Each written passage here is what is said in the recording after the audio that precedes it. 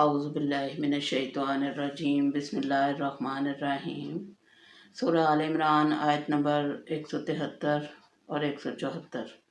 اللہ تعالیٰ فرماتے ہیں الذین قال لهم الناس ان الناس قد جمعوا لكم فاخشوهم فزادهم ایمانا وقالوا حسبنا اللہ ونعم الوکیل فانقلبوا بنعمة من الله وفضل لم يمسسهم سوء واتبعوا رضوان الله والله ذو فضل عظیم۔ صدق اللہ العظیم۔ الذین وہ جو قال کہا لہم ان سے الناس لوگوں نے ان الناس بے شک لوگ قد تحقیق جمع ہو گئے ہیں، اکٹھے ہو گئے ہیں، لکم تمہارے لیے، تمہارے خلاف، فخشوہم تو تم ان سے ڈرو، فزادہم پس بڑھا دیا انہیں ایمان میں، ان کا ایمان بڑھا دیا، وقالو اور انہوں نے کہا حسبنا اللہ کافی ہے اللہ ہمارے لیے، ونعم الوکیل اور وہ بہت اچھا کارساز ہے۔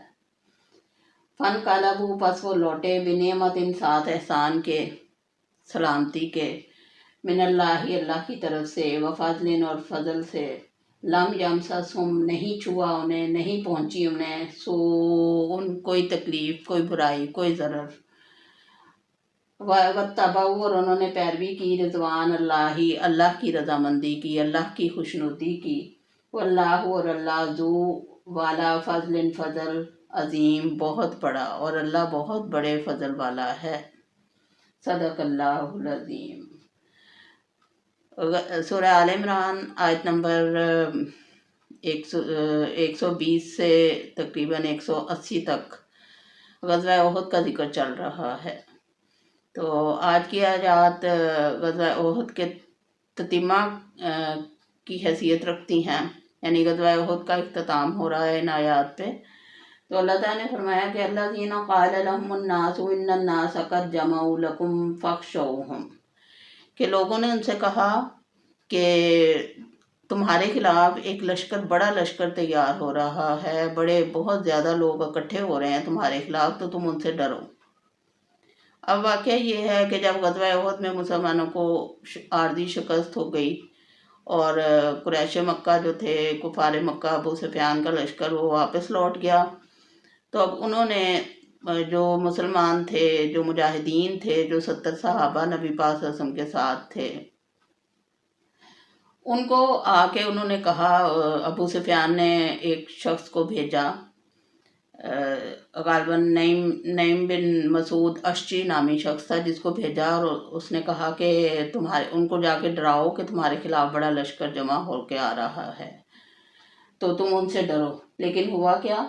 فزادہم ایمانا، اس بات نے بجائے مجاہدین کو ڈرانے کے ان کے ایمان میں اضافہ کر دیا، یعنی یہ اللہ والے لوگ تھے، اللہ پہ ان کا بھروسہ تھا، نبی پاک صلی اللہ علیہ وسلم ان کے ساتھ تھے، تو وہ کافروں کے کہنے میں کیوں آتے اور ان سے کیوں ڈرتے؟ تو وقالو اور انہوں نے کہا حسبنا اللہ ونعم الوکیل، اللہ ہمارے لیے کافی ہے اور وہ ہمارے لیے بہترین کارساز ہے، یعنی اللہ کا جو فیصلہ ہے وہ ہمیں ہر حال میں منظور ہے۔ اگر ہمارے نصیب میں شکست لکھی تھی تو ٹھیک ہے، اللہ کا یہی فیصلہ تھا، اس سے مومنوں کو شہادت نصیب ہو گئی۔ تو انہوں نے کہا حسبنا اللہ ونعم الوکیل، اللہ ہمارے لیے کافی ہے۔ اور آپ دیکھیں تو جتنے انبیاء علیہ السلام تھے انہوں نے اس کلمہ کو بہت پڑھا۔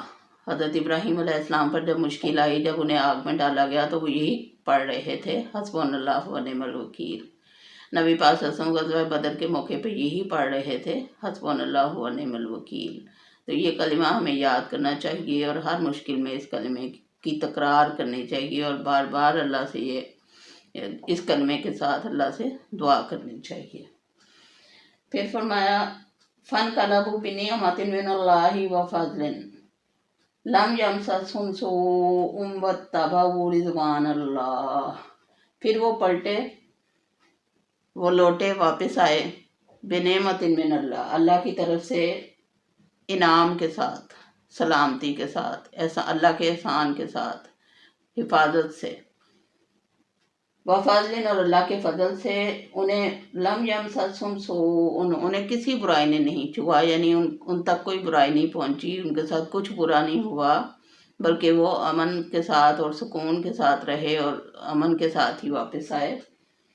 वत्तबऊ रिज़वान अल्लाह, और उन्होंने पैरवी की अल्लाह की रज़ा की। अल्लाह की रज़ा की कैसे पैरवी की उन्होंने, कि देखें जब वो ग़ज़वा उहद में शिकस्त हो गई थी, मुसलमान ज़ख्मों से चूर थे और मुसलमानों को बहुत ज़्यादा गहरा गम भी, सदमा भी पहुंचा था शिकस्त का, तो नबी पाक सल्लल्लाहु अलैहि वसल्लम ने रात को सोचा उस शिकस्त के बाद कि हमें इस तरह दब के नहीं रहना चाहिए, बल्कि हमें उनका पीछा करना चाहिए और उनसे मुकाबला करना चाहिए। तो नबी पाक सल्लल्लाहु अलैहि वसल्लम ने जो बचे खुचे मुजाहिदीन थे उनसे कहा कि हम कुरैश मक्का का पीछा करेंगे और उनसे बदला लेंगे अपनी इस शिकस्त का। तो मुसलमान अल्लाह की रज़ा में, अल्लाह की खुशनुदी की खातिर उठ खड़े हुए, तैयार हो गए। नबी पाक सल्लल्लाहु अलैहि वसल्लम के एक हुक्म पर सब ने सर तस्लीम खम किया और सब अगले गज़वे के लिए तैयार हो गए। और तारीख बताती है कि ये गज़वा, इस गज़वा का नाम गज़वा हमराउल असद था। गज़वा हमराउल असद का जिक्र कम ही आता है, लेकिन ये है कि ये गज़वा हुआ नहीं था, लेकिन चूँकि नबी पाक सल्लल्लाहु अलैहि वसल्लम मुसलमानों के साथ थे और लश्कर तैयार किया था और मदीना से निकले थे, तो हमराउल असद के मुकाम पे उन्होंने पड़ाव डाला था। और फिर आप सल्लल्लाहु अलैहि वसल्लम ने उसको अबू सुफियान को पैगाम भी भेजा था कि हम लोग मुकाबले के लिए आ रहे हैं, हम लोग बदला लेने के लिए आ रहे हैं। तो अबू सुफियान और ने अपने साथियों के मशवरे से उनको कह दिया कि हम अगले साल बदर के मुकाम पे दोबारा लड़ाई करेंगे, अब हम नहीं लड़ने के लिए आ रहे। तो वो खुद ही घबरा गए, दुश्मन खुद ही रास्ते से हट गया। तो ये गज़वा हुआ नहीं था, इसलिए मुसलमानों को कोई तकलीफ़ नहीं हुई, कोई गम नहीं पहुंचा, कोई ज़ख्म नहीं लगा और वो अल्लाह ताला के फजल से बड़े आराम से वापस आ गए। और अल्लाह की रहमत भी उन पे हुई कि उन्होंने इनकार नहीं किया, उन्होंने दिल तंग नहीं उनके पड़े, बल्कि फ़ौरन तैयार हो गए। एक ज़ख्म खाने के बाद दूसरे गज़वे के लिए नबी पाक सल्लल्लाहु अलैहि वसल्लम के एक इशारे पर, एक हुक्म पर तमाम मुजाहिदीन दोबारा चल पड़े।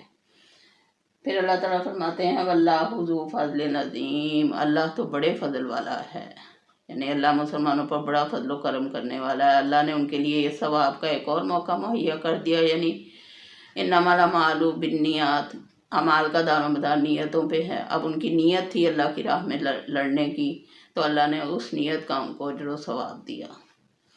तो ये हमारे लिए नसीहतें हैं कुरान पाक में। कुरान की जितनी भी आयात हैं, जो भी वाक़यात कुरान में बयान हुए हैं, उनमें हमारे लिए नसीहतें हैं कि हमने अपनी ज़िंदगी में क्या करना है। तो इस आयत से हमें ये सबक मिलता है कि अमन्ना व सदकना, हमें अल्लाह पर ईमान लाना है, उसे सच समझना है और उस पर व आताना, और उसकी अताअत करनी है। अल्लाह पाक हम सबको तौफीक दे, आमीन। सुब्हानकल्लाहुम्मा व बिहम्दिका अशहदु अन ला इलाहा इल्ला अंता वस्तगफिरुका व अतूबु इलैक। अल्लाह हाफ़िज़।